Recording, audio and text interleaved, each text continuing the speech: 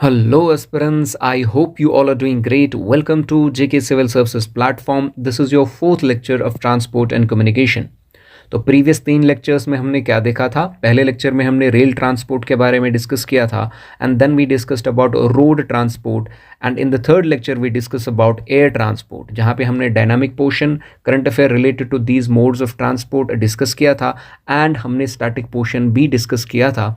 Let's dive into the topic. आज का जो टॉपिक है आपका वाटर ट्रांसपोर्ट होने वाला है. My name is Shahid Hasan. Let's get started without wasting any further more time. तो वाटर ट्रांसपोर्ट जो है आपका, इसमें हम क्या पढ़ने वाले हैं? इनलैंड वाटरवेज के बारे में डिस्कस करेंगे and then we will discuss about ports. Okay, तो इनलैंड जब मैं कहता हूं तो उससे क्या मतलब है? इनलैंड वाटरवे मतलब वो होता है जो हमारी कंट्री के अंदर डोमेस्टिक ट्रेड के लिए या पैसेंजर ट्रैफिक के लिए यूज़ किया जाता है with in the land mass, right? जहाँ पे रिवर, कैनाल के थ्रू या किसी लेक के थ्रू आप होके जाते हैं, उसको हम कहते हैं इनलैंड वाटरवे, राइट? और अगर हमें इंटरनेशनल ट्रेड करना है, ओशंस के थ्रू जाना है, सीज के थ्रू जाना है, वहाँ पे हम मैरिटाइम टर्म जो है वो यूज़ करते हैं.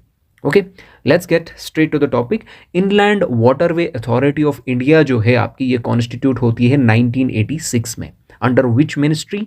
Ministry of port, shipping and waterways. That you need to take under consideration. इसके हेडक्वार्टर कहाँ पे है? नोएडा में है. And this particular authority is responsible for what? Development and regulation of what? Waterways, shipping, navigation. बस ये आपको याद रखना है, सिंपल सी चीज़ है. अगर हम बात करेंगे as of 2026, 111 waterways have been declared. उसमें से कितने ऑपरेशनल है, क्या है, चलिए देखते हैं.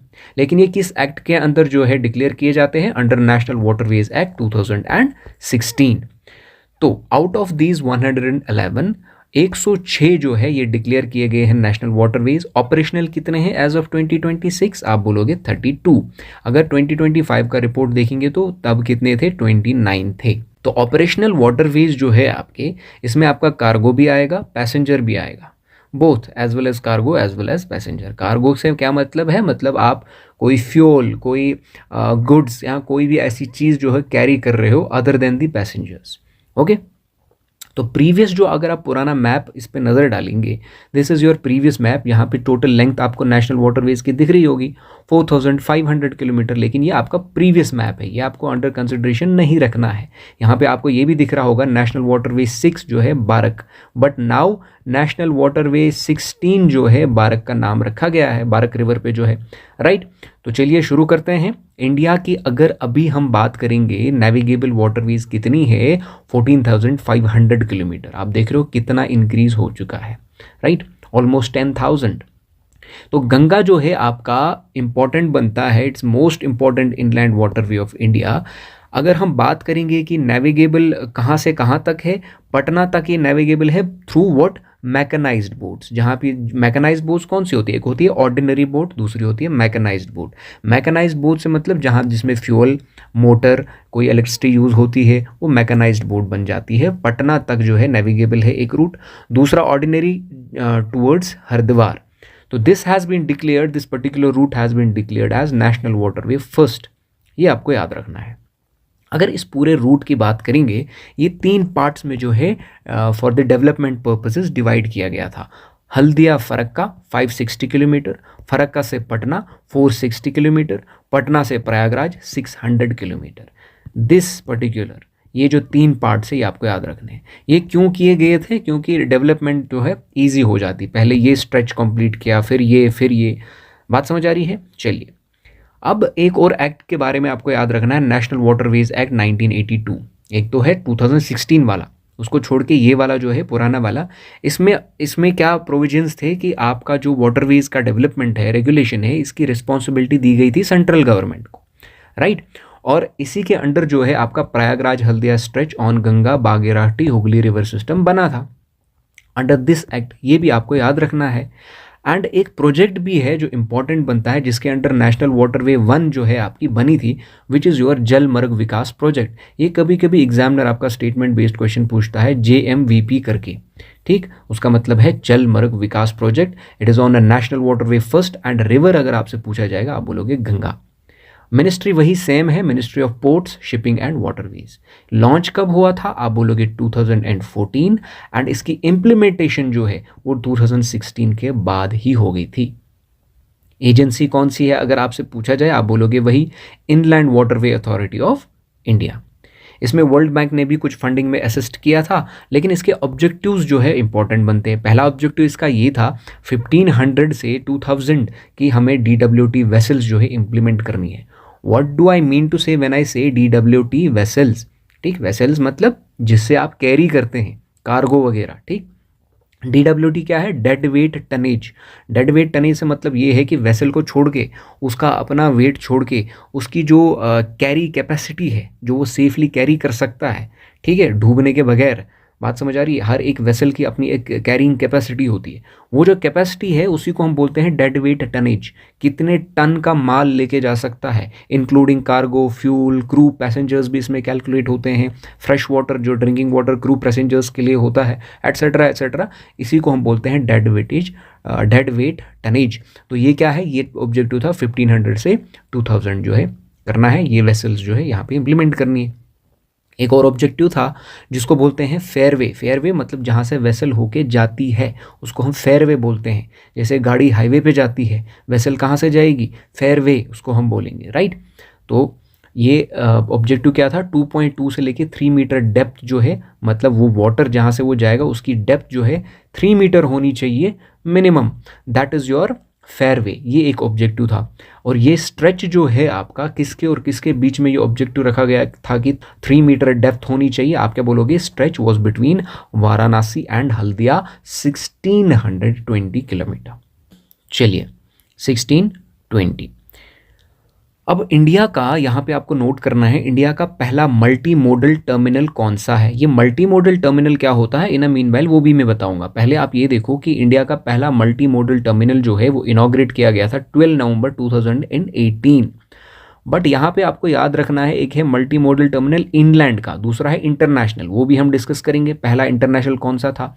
ये आपका जो मल्टी मोडल टर्मिनल है ये इनॉग्रेट किया था पीएम मोदी ने वाराणसी यूपी में on river Ganga national waterway 1 that you need to take under consideration कि MMT, पहला MMT multi modal terminal. What about this multi modal terminal when I say, ये मतलब होता है कि जहाँ पे 3 मोड्स ऑफ ट्रांसपोर्ट, इतने डिफरेंट मोड्स ऑफ ट्रांसपोर्ट जो है आपस में एक ही जगह होते हैं ताकि हमें ईजी हो जाए। फॉर एग्जाम्पल मैं क्या कह रहा हूँ, वाटरवे है, रेलवे है, रोडवे है, ये किसी एक जगह पे है। फॉर एग्जांपल यहाँ से शिप ने कोई कार्गो लाया, अब इसको हमें ट्रक में लोड करके कहीं ले जाना है, तो रोड पास में होगा तभी तो वो पॉसिबल है।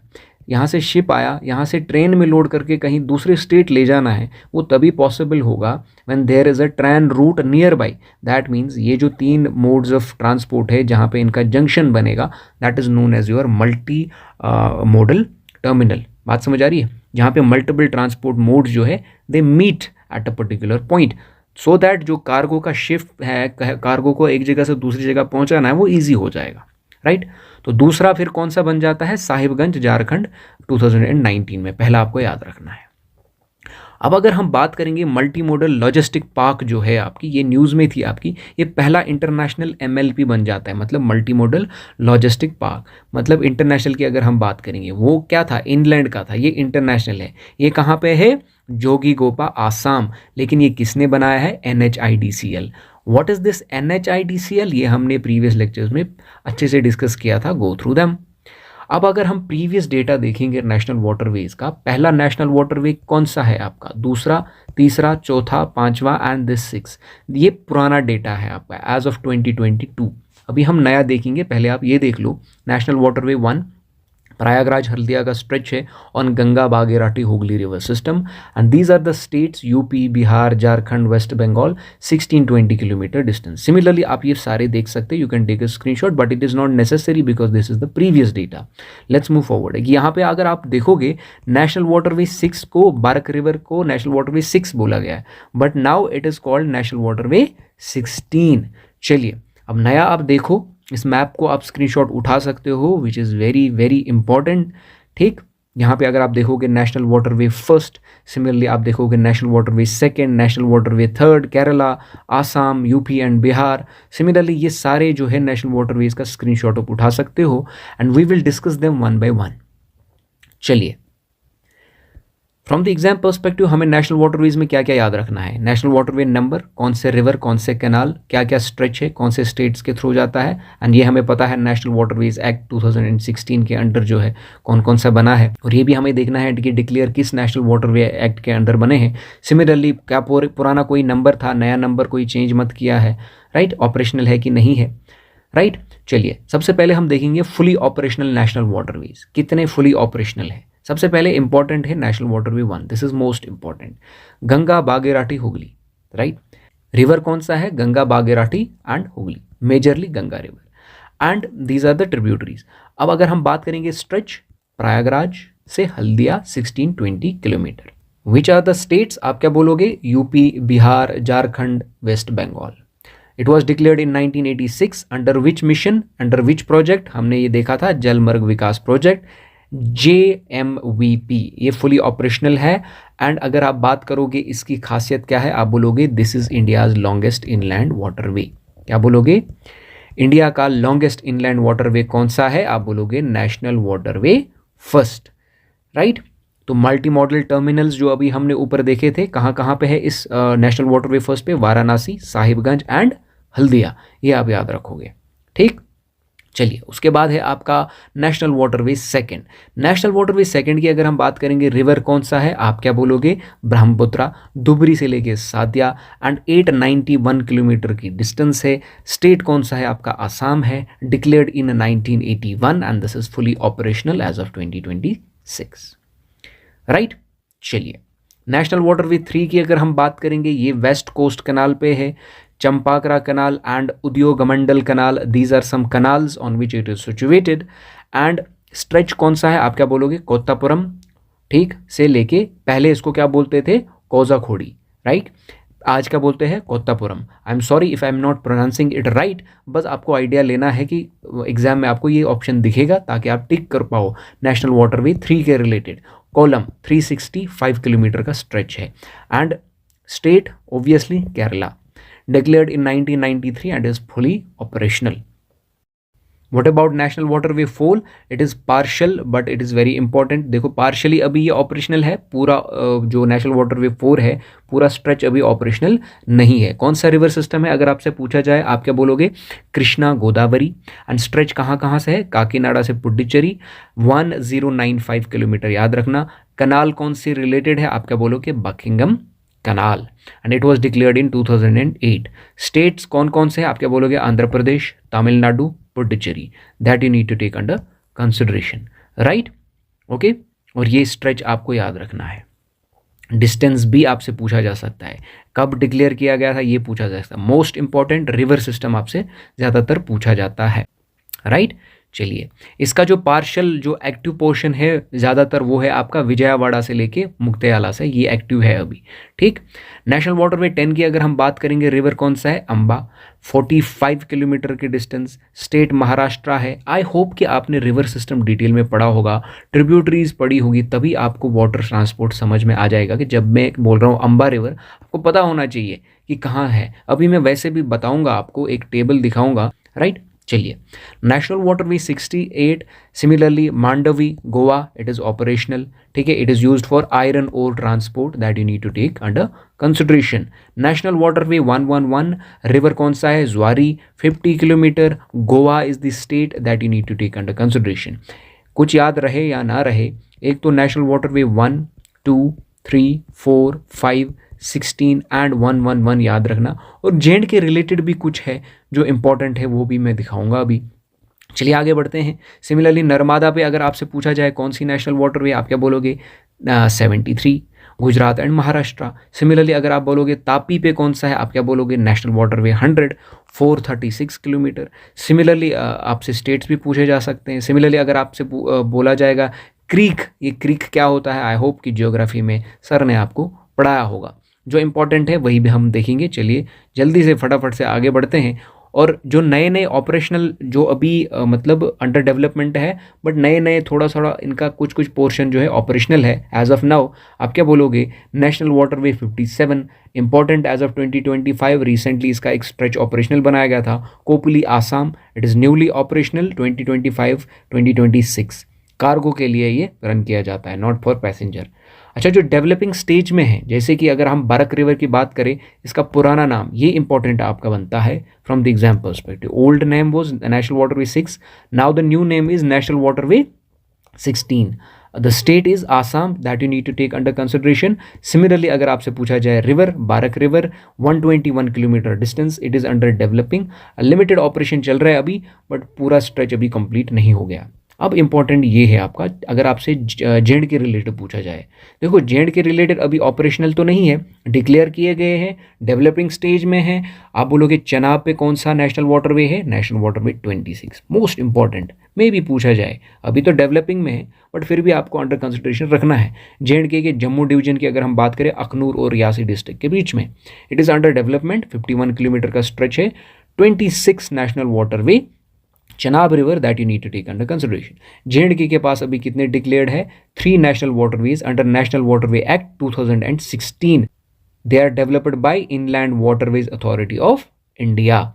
सिमिलरली अगर हम बात करेंगे जहलिम पे, अगर आपसे पूछा जाए, आप क्या बोलोगे? नेशनल वाटरवे 49, स्ट्रेच क्या है? It is the 110 kilometre, developing stage में है। सिमिलरली अगर हम रावी की बात करेंगे, नेशनल वाटरवे 84 आपसे पूछा जा सकता है। क्या लद्दाख में कोई है? इंडस रिवर पे है 35 किलोमीटर बिटवीन लेह दमचुक इन लद्दाख। चलिए आगे बढ़ते हैं। अब क्या आपको सारे 111 नेशनल वाटरवेज ऑपरेशनल जो 32 है वो याद रखने हैं? आप बोलोगे नो। क्यों? आपको इंपॉर्टेंट याद रखने, जैसे कि नेशनल वाटरवे 1, 2, 3। सिमिलरली आप मैं अभी बताऊंगा कौन कौन से इंपॉर्टेंट है। चलिए आगे बढ़ते हैं। मिनिस्ट्री आपको पता होगा, ministry of ports, shipping and waterways. Authority कौन सी है? Inland waterways authority of India. की प्रोजेक्ट्स आपको याद रखने हैं, Jal Marg Vikas project, national waterway 1 and Sagarmala programme के बारे में भी अभी हम थोड़ी देर बाद डिस्कस करेंगे। चलिए, ये आपका टेबल है that you need to take under consideration, very important. National waterway 1 Ganga, this is a major river अपने आप में ही, it flows to bay of Bengal, 1620 kilometre, national waterway 1 इस पे सिचुएटेड है। These are the states. Brahmaputra similarly major river है, ये हमें पता है, किसी की ट्रिब्यूटरी नहीं है, इसकी ही ट्रिब्यूटरी है, it flows into Bay of Bengal. River system आपने अच्छे से पढ़ा होगा, आई होप सो। ठीक, तो 891 किलोमीटर की जो आपकी ये है लेंथ है आसाम रिवर, आपको पता होगा। ब्रह्मपुत्रा सादिया टाउन नामचा बरवा के थ्रू आता है, ठीक, आसाम के थ्रू होके आता है, ये आपको पता होगा। नेशनल वाटरवे 3 सिमिलरली आप वेस्ट कोस्ट कनाल के बारे में अगर हम बोलेंगे, अरेबियन सी की बात चल रही है यहाँ पे, 205 किलोमीटर केरला। सिमिलरली कृष्णा, ये जो है इंपॉर्टेंट, पहले जो 5 है ये आपको याद रखने हैं, ठीक है, ये 5 जो है ये आपको याद रखने हैं। और आपको याद रखना है ये बारक रिवर, राइट, और आपको याद रखना है नेशनल वाटरवे 11 जुआरी, राइट।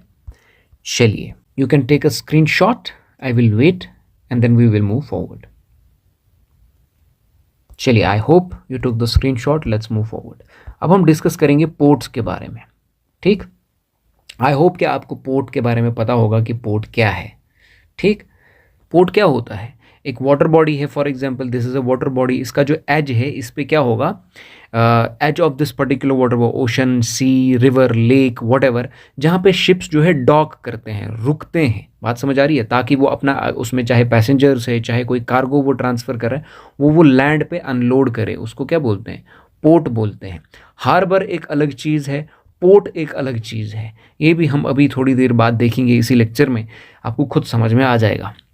तो टोटल कोस्ट लाइन, पोर्ट्स को पढ़ने से पहले हमें कोस्ट लाइन के बारे में जानना बहुत ज़रूरी है।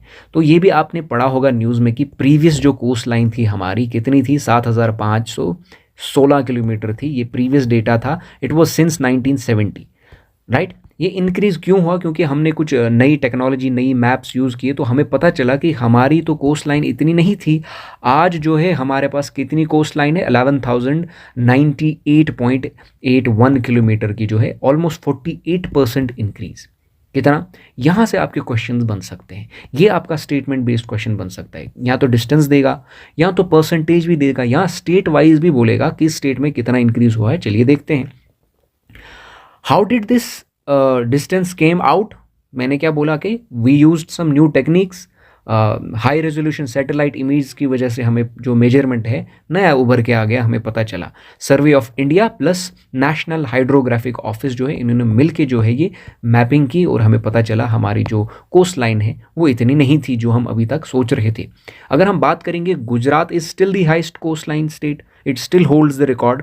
जो प्रीवियस था इसका, गुजरात का कितना था, 1214, and now it has been increase to 2340 kilometre, right. Similarly अगर हम तमिलनाडु की बात करें, सेकंड प्लेस पे है, 906 से 1068 की डिस्टेंस जो है इंक्रीज हो गई है। Similarly Andhra Pradesh, right. Similarly अगर हम बात करेंगे, इसमें इंपॉर्टेंट हमें याद क्या रखना है, एक एक करके तो नहीं रखोगे आप, बोलोगे सबसे पहले गुजरात आपको याद रखना है क्योंकि ये हाइस्ट कोस्ट लाइन है विद स्टेट।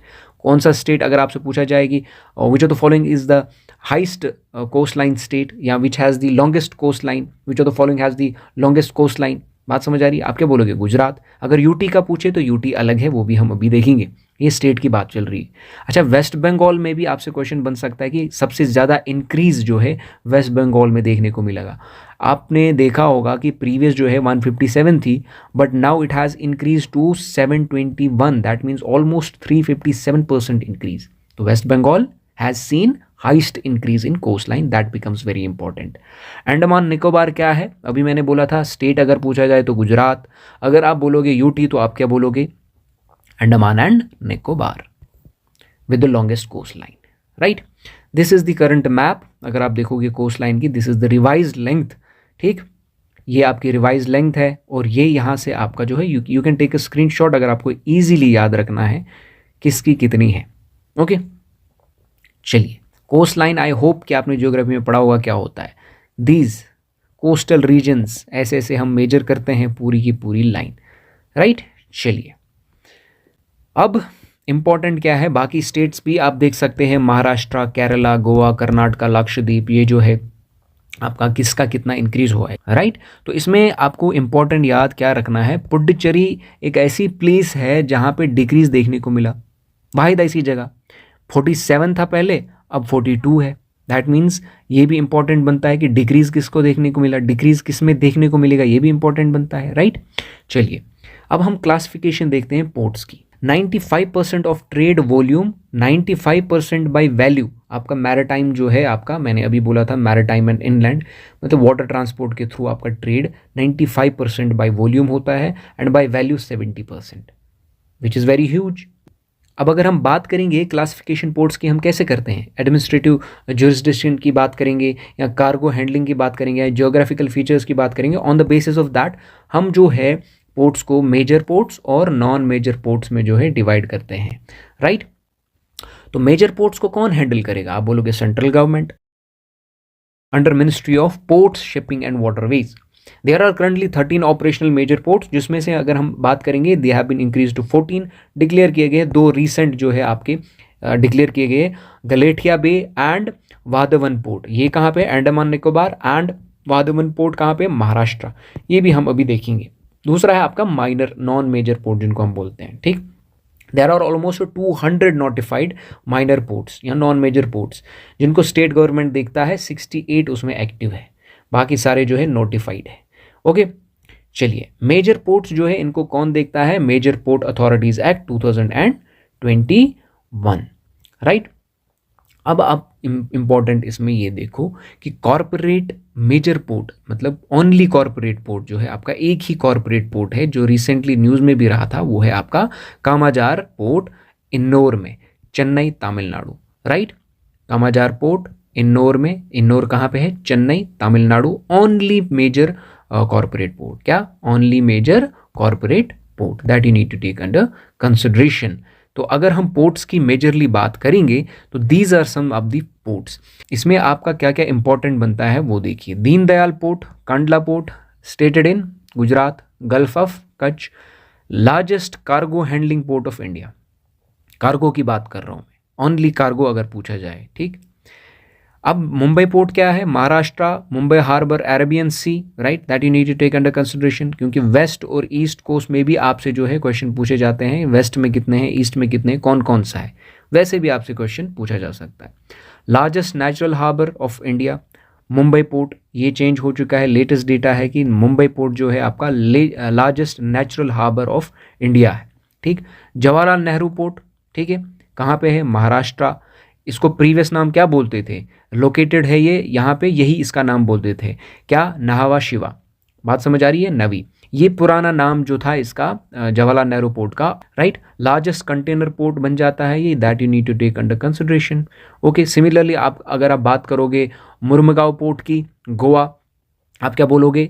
ज्वारी एस्चुरी, अरेबियन सी। बस ये आपको ध्यान में रखना है, कहाँ पे सिचुएटेड है, ईस्ट है कि वेस्ट है। आई होप कि आपको पता होगा कि अरेबियन सी कहाँ पे है और बे ऑफ बंगाल कहाँ पे है, राइट। मेजर आयरन और एक्सपोर्ट के लिए यूज़ किया जाता है। सिमिलरली अगर हम बात करेंगे न्यू मैंगलोर की, कर्नाटका, ठीक है, ये इंपॉर्टेंट नहीं बनता है, बट यहाँ पे जो है कोचिन पोर्ट से आपसे क्वेश्चन पूछा जा सकता है। Vembanad lake, Kerala, this is also known as queen of Arabian sea, only major port on lake, this is the only major port which is on lake that you need to take under consideration. Cochin, Vembanad lake, queen of Arabian sea. बात समझ आ रही है? चलिए, similarly अगर आप बात करोगे वीओ चिदम्बरम पोर्ट, तमिलनाडु, ठीक है, कहाँ पे है ये? गल्फ ऑफ मन्नार, लेकिन विच प्लेस? आप क्या बोलोगे? थूथुकुडी, ठीक है। ये साउदर्न मोस्ट मेजर पोर्ट बन जाता है, ऑल वेदर पोर्ट, चाहे बारिश हो चाहे कुछ भी हो, this is functional throughout the weather. कोई भी वेदर चेंज हो जाए, कुछ भी हो जाए, ये फंक्शनल रहता ही रहता है। चेन्नई पोर्ट की अगर हम बात करेंगे, ये oldest artificial port of India है, ये आप स्क्रीनशॉट उठा सकते हैं। ठीक, इसमें आपको क्या इंपॉर्टेंट रखना है याद? कामाजार पोर्ट आपको इंपॉर्टेंट याद रखना है, फर्स्ट मतलब कॉर्पोरेट पोर्ट है, कॉर्पोरेट मेजर पोर्ट है, ये आपको याद रखना है, तमिलनाडु। ठीक है, इसी तरह आपको याद रखना है queen of Arabian sea, largest जो आपका कार्गो हैंडलिंग है, लार्जेस्ट नेचुरल हार्बर आपको याद रखना है, लार्जेस्ट कंटेनर पोर्ट आपको याद रखना है कौन सा है, और आपको याद रखना है कि डीपेस्ट नेचुरल लैंडलॉक्ड हार्बर जो है आपका विशाखापट्टनम पोर्ट, ये जो है ये आपको याद रखना है, राइट।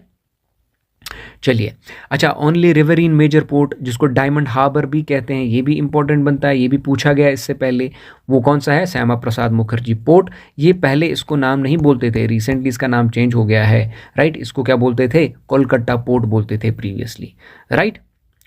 चलिए, अब जो अपकमिंग जो आपके स्ट्रेटेजिक पोर्ट्स हैं या मेजर पोर्ट्स जिनके हम बात करेंगे, एक है आपका इंपॉर्टेंट ये और ये, ठीक है, ये रिसेंट वाला है, इंटरनेशनल सी पोर्ट है ये, ठीक है, विजहिंजम केरला, ये आपको याद रखना है, डीप वाटर ट्रांसशिपमेंट पोर्ट है near international shipping root.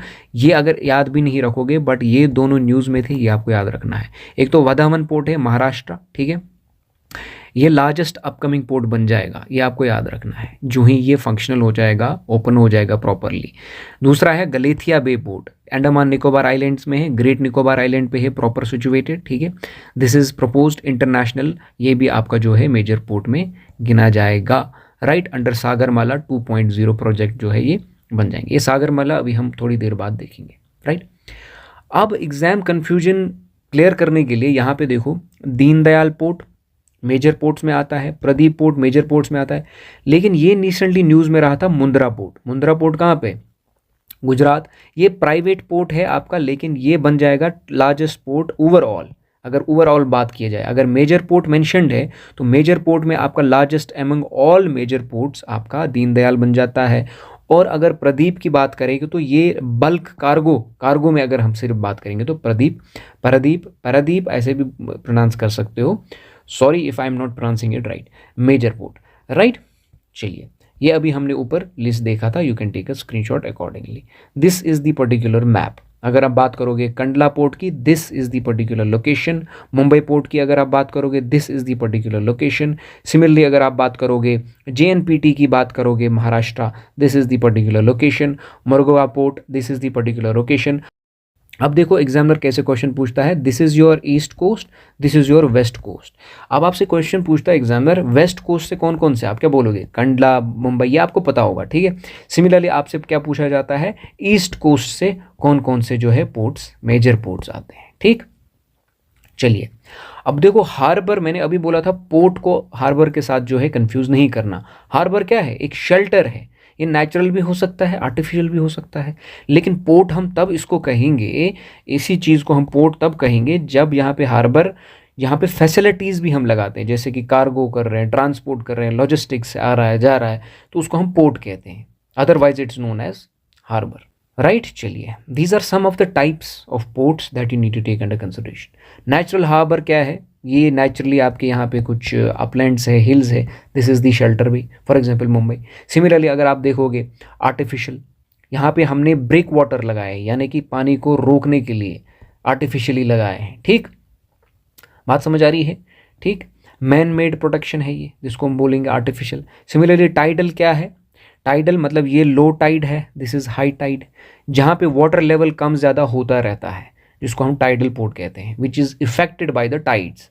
रिवरीन port क्या है? ये आपका रिवर जा रहा है, ठीक है, ठीक है, यहाँ पे आपका जो है हार्बर है, या यहाँ पे आपका जो है पोर्ट बन रहा है, that is riverine port, that is called riverine port. और यहाँ पे देखो आप, शिप से उतारा जा रहा है, सीधे छोटी बोट पे लिया जा रहा है थ्रू रिवर, और फिर जाके आगे रोड से कहाँ पे जिस भी लोकेशन पे पहुँचाना है. सिमिलरली अगर आप बात करेंगे deep water port, Diamond Harbour किसको हम कहते हैं, these are some of the examples, right. चलिए, तो आपको यही ध्यान रखना है, हार्बर एक शेल्टर है, but when we talk about port it is harbour plus cargo, उसको मतलब मिला के पोर्ट कहेंगे. ये कुछ बेसिक इन्फॉर्मेशन है. ठीक, इसी तरह एक और फैक्ट है, first private sector project Nhava Sheva international container terminal NSICT 2000 में जो है लॉन्च हो गया था. ये पहला प्राइवेट सेक्टर प्रोजेक्ट जो है बन जाता है. बात समझ आ रही है? प्रोजेक्ट की बात चल रही है. चलिए, अब बात कर ही रहे थे सागरमाला की, चलिए देखते हैं ये क्या है. एक सेंट्रल सेक्टर स्कीम है, it was put in place in 2016 for industrial development along coast line. यानी कि कोस्ट लाइन, कोस्ट्स में जो स्मार्ट सिटीज़ है उनको स्मार्ट सिटीज़ में अपग्रेड करो, अगर कोई सिटी है नियर पोर्ट्स. ये एक प्रोजेक्ट बनाया गया था मेजरली फॉर इंडस्ट्रियल डेवलपमेंट. ठीक, तब हमारे फॉर्मर प्राइम मिनिस्टर, तब कौन से प्राइम मिनिस्टर थे? Then prime minister was Atal Bihari Vajpayee. ये आपको याद रखना है. ठीक, इसमें क्या क्या है? 1 लाख करोड़ इसके लिए अलग रखा गया था पोर्ट मॉडर्नाइजेशन के लिए. ठीक, यहाँ पे क्या है, पोर्ट मॉडर्नाइजेशन के लिए रखा गया था, इंक्लूडिंग 6 न्यू पोर्ट्स भी इसमें जो है अनाउंस किए गए थे. सिमिलरली अगर हम बात करेंगे 2000 करोड़ जो है कोस्टल कम्युनिटी डेवलपमेंट के रखा गया था. ये कुछ पिलर्स है इसके, एक तो पोर्ट मॉडर्नाइजेशन पहला पिलर बन जाता है, दूसरा कोस्टल कम्युनिटी डेवलपमेंट दूसरा पिलर बन जाता है. इस तरह 1 लाख करोड़ जो है अलग रखा गया था इंफ्रास्ट्रक्चर डेवलपमेंट के लिए. 2 लाख करोड़ रखे गए थे इम्प्रूवमेंट, जो भी पोर्ट कनेक्टिविटी, ये कुछ पिलर्स है इसके, राइट. तो टारगेट क्या है? पोर्ट जो आपके सागरमाला की बात चल रही है, आप ऐसे याद रख सकते हो, अगर आपको फ्रॉम द एग्जाम पर्सपेक्टिव याद रखना है. भारतमाला के बारे में हमने देखा था, राइट. तो वो सी वर्जन अगर भारतमाला का बोलेंगे, आप बोलोगे सागरमाला, बस इतना आप याद रख सकते हो. ठीक है, let me rub this. Okay, target क्या था? इंक्रीज करना है port capacity from 1400 million tons to 3000 million tons. बात समझ आ रही है? सिमिलरली 90% कार्गो मूवमेंट, ये टारगेट रखा गया था. क्यों रखा गया था 90% कार्गो? क्योंकि हमारे पास जो है 4000 करोड़ लग रहे थे लॉजिस्टिक कॉस्ट पे ही, तो वो कट करने के लिए, राइट. ये एक टारगेट था. रोड कॉरिडोर्स भी इसमें कुछ आते हैं, चेन्नई एक्सप्रेसवे, हैदराबाद, जो इसको कनेक्ट है. जो जब हमने एक्सप्रेसवेज की बात की थी, मैंने बोला था कुछ पोर्ट्स के साथ जो है कनेक्ट होता है एक्सप्रेसवे. JNPT का जिक्र किया था, आई होप वहाँ पे आपने ध्यान दिया होगा. ठीक है, ये भी एक टारगेट था कि हमें क्या है, हाईवेज़ के साथ, एक्सप्रेसवेज के साथ भी इसको कनेक्ट करना है. बात समझ आ रही है? सागरमाला की बात चल रही है. Let's move forward. अच्छा, कुछ टर्म्स है रिलेटेड टू दैट सागरमाला. एक है आपका SDCL, ये सागरमाला डेवलपमेंट कंपनी लिमिटेड. ये किसके लिए रिस्पॉन्सिबल है? सागरमाला को मतलब एक फाइनेंशियल आर्म बन जाती है, उसको फंडिंग के लिए जो है रिस्पॉन्सिबल है. सिमिलरली CEZ आपसे में भी पूछा जाए, this is basic term, coastal economic zone. ये कुछ इंडस्ट्रियल जोन्स होते हैं पोर्ट्स के इर्द गिर्द, राइट. चलिए, सागरमाला 2.0 अभी चल रहा है. इसका फोकस जो है डिफरेंट है as compare to the previous Sagarmala. इसका पहला देखो, पहला जो सागरमाला जो था वो किस पे फोकस कर रहा था? इंफ्रास्ट्रक्चर पे. लेकिन अभी जो है ये इफिशिएंसी पे भी काम कर रहा है, सस्टेनेबिलिटी पे भी काम कर रहा है, कॉम्पिटिटिवनेस पे भी काम कर रहा है, मतलब ग्लोबल कॉम्पिटिटिवनेस पे काम कर रहा है. It is focusing on what? Green ports. Green ports मतलब जीरो इमिशन. LNG यूज़ करने की बात कर रहा है, लिक्विफाइड नेचुरल गैस करने की यूज़ की बात कर रहा है, हाइड्रोजन फ्यूल की बात कर रहा है. Roll on roll of, roll on roll of. What is this roll on roll of? जब हम रेलवे ट्रांसपोर्ट पढ़ रहे थे वहाँ पे मैंने जो है आपका जिक्र किया था रोल ऑन रोल ऑफ क्या होता है, राइट. सिमिलरली कुछ प्रोजेक्ट्स हैं इनके अंडर, एक तो है आपका विज़िंजन, ग्रेट निकोबार, वादावन, जिसकी हमने अभी रिसेंटली बात की थी। ओके, चलिए, तो this is a 25 year road map. ये रिसेंटली न्यूज़ में था, ये आपको याद रखना है, कुछ याद रहे या ना रहे ये ज़रूर याद रखना। मैरिटाइम अमृतकाल विजन 2047, ठीक, ये एक अम्ब्रेला फ्रेमवर्क है, ठीक है। 25 ईयर का एक रोड मैप बनाया गया, एक मास्टर प्लान है जिसका टारगेट है 2047, यानी कि 2047 तब हमारे 100 साल आज़ादी के बराबर हो जाएंगे, राइट। तो ये जो मैरिटाइम अमृतकाल विजन है, इसमें जो है ब्लू इकोनॉमी पे ज़्यादा जोर दिया गया है। कुछ की पिलर्स है इसके, जैसे कि reducing logistic cost, almost less than 90% बनाना है हमें लॉजिस्टिक कॉस्ट ऑफ जीडीपी, ठीक। जो आपकी पोर्ट कैपेसिटी है वो इंक्रीज़ करनी है। अभी जो हमारे पास 2600 मिलियन टन्स पर एनम जो जा रहा है, वो जो है इंक्रीज़ करना है 10K में। इसी तरह 80 लाख करोड़ जो है इस पे लगाए थे थ्रू प्राइवेट पब्लिक पार्टनरशिप। अभी ये चल रहा है, बात चल रही है, लॉन्च हुआ है। सिमिलरली अगर हम बात करेंगे green tug transmission programme, GTTP, ये भी आपको याद रखना है related to post. Green tug क्या होता है? एक छोटी सी बोट होती है, पावरफुल होती है, ताकि ये पुश या पुल करे। किन को पुल या पुश करे? शिप्स को पुल या पुश करे। बात समझ आ रही है? अब आप, आई होप आपको समझ आया होगा ग्रीन टग, राइट। फेज़ 1 जो है 2024 से 2027 में, it is using hybrid electric और मैथनॉल टग्स। बात समझ आ रही है? एट JNPT या JNPA बोलो आप, दीनदयाल, पारादीप, चिदम्बरम, तमिलनाडु, ये सारे पोर्ट जो है अभी हमने ऊपर देखे थे। ये क्या है? Green tug transition programme. Green tug अब आपको समझ आया होगा, शिप्स को खींचने के लिए। टारगेट इसका 2030 क्या है कि एटलीस्ट 50% जितने भी मेजर पोर्ट्स है वहाँ पे आप टग्स लगाओ, ठीक। अपना एक 2047 में 100% फ्लीट होना चाहिए। अच्छा, हमने देखा था मैरिटाइम अमृतकाल। अब मैरिटाइम इंडिया विजन 2030 क्या है? वो 25 साल का था, ये क्या है? 10 साल का। ये भी आपका स्टेटमेंट बेस्ड क्वेश्चन पूछा जा सकता है, ठीक। ये 10 साल का है, वो क्या है? 25 साल का। ये लॉन्च हुआ था 2021 में, तो ऑब्वियसली इसका टारगेट जो है 2030 होगा, राइट, 10 साल का। 3 to 3.5 लाख करोड़ इन्वेस्टमेंट है। इसका टारगेट क्या है कि हमें जो है 2760 जो है मिलियन टन्स जो है आपके टारगेट है आपका, जो अभी हमने ऊपर देखा था। Let's move forward. Indian ports act 2025 में जो है 1 अगस्त 2025 में आया था। ये भी आपको थोड़ा सा अंडर कंसिडरेशन रखना है। Indian ports act recently amendment इसमें आई थी, नया एक्ट आया था। हमारे पास पुराना इंडियन पोर्ट्स एक्ट जो है 1908 से ही चलता आया था, तो उसको चेंज करने की ज़रूरत थी। दैट इज़ वाई इसमें बहुत सारी जो है चेंज आ गई, जो एग्जाम पर्सपेक्टिव से इंपॉर्टेंट है वही देखेंगे। जैसे कि फॉर्मेशन ऑफ MSDC हो गया, एक स्टैट्यूटरी बॉडी बनाई गई, मैरिटाइम स्टेट डेवलपमेंट काउंसिल, इसका मतलब होता है MSDC का, ठीक है। इसको चेयर कौन करेगा? Union minister. किसके लिए? जो ports, shipping and waterways ministry है उसका यूनियन मिनिस्टर देखेगा। एंड स्टेट मैरिटाइम बोर्ड्स बनाए गए, ठीक है, फॉर माइनर पोर्ट्स। ये लाइसेंसिंग देगा, लाइसेंस प्रोवाइड करेगा, टैरिफ सेट करेगा, बाकी सारी चीज़ें, ठीक। चलिए, अब अगर हम बात करेंगे, नई एक क्लासिफिकेशन उभर के आई है, मेगा पोर्ट्स। हमने मेजर पोर्ट्स देखा, नॉन मेजर पोर्ट्स देखा, इंक्लूडिंग जो भी आपके माइनर पोर्ट्स है वो हमने डिस्कस नहीं किए एक एक करके, जो एग्जाम पर्सपेक्टिव से इंपॉर्टेंट नहीं बनता है। बट 2047 में टारगेट रखा गया है अंडर मैरिटाइम अमृतकाल विजन कि मेगा पोर्ट्स को हम जो है कन्वर्ट करेंगे। जो भी मेजर पोर्ट्स हैं उनको आपस में मर्ज करके जितने भी जंक्शंस आपके बनते हैं उनको मेगा पोर्ट्स जो है घोषित कर देंगे। ऑलमोस्ट 6 जो है आइडेंटिफाई किए गए हैं एज ऑफ नाउ, बट इनको अभी इम्प्लीमेंट नहीं किया गया है, तो ये इंपॉर्टेंट नहीं बनता है, बस आपको ये याद रखना है, मेगा पोर्ट्स, ठीक है, under maritime Amrit Kaal vision. I hope you got the point now about water transport, everything dynamic, static. I hope कि आपको समझ आया सागरमाला प्रोजेक्ट किस रिलेटेड है, क्या है, everything A to Z. So best of luck to all of you. See you in the next class, जहाँ पे हम डिस्कस करेंगे पाइपलाइंस के बारे में। Then we will move forward to communication part. Okay, take care, bye.